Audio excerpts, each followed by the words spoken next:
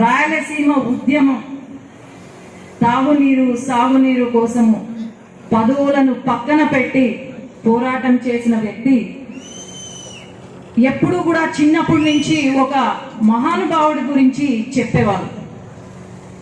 6 సార్లు ఎంపీగా గెలిచి అట్లాగే గవర్నర్, కర్ణాటక బీహార్ గవర్నర్గా, కేంద్ర మంత్రిగా ఉండి స్వాతంత్ర సమరయోధుడే కాకుండా ఈరోజు ఎస్ఆర్బీసీ కానివ్వండి, లేదంటే ఎర్రగుంట్ల రైల్వే జోన్ కానివ్వండి, అప్పుడు వేసిన విజన్ ఇప్పుడు మనకు కళ్ళ ముందు ఉంది అంటే అది పెద్దాయన పెండేకంటి వెంకట సుబ్బయ్య గారు.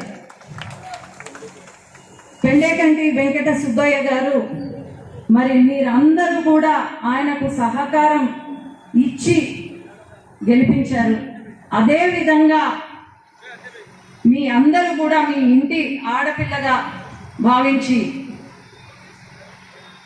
మరి మీరందరూ కూడా నాకు ఓటు వేసి గెలిపించవలసిందిగా కోరుతున్నాను.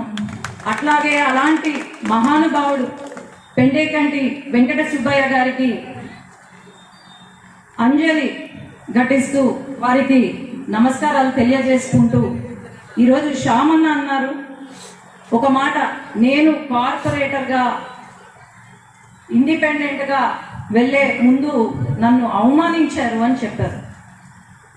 కులం మతం మధ్యలో రాజకీయాలు చేస్తుంది వైసీపీ ప్రభుత్వం.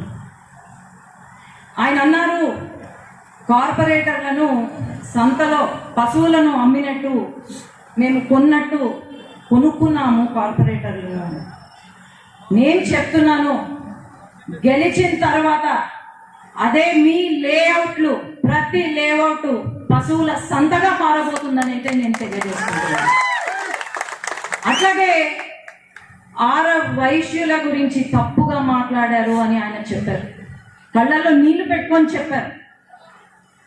వాళ్ళు ఎవరైతే మాట్లాడారో మీ కాళ్ళ పైన పడి క్షమాపణలు చెప్పే వరకు నేను ఊరుకోనని నేను తెలియజేస్తున్నాను.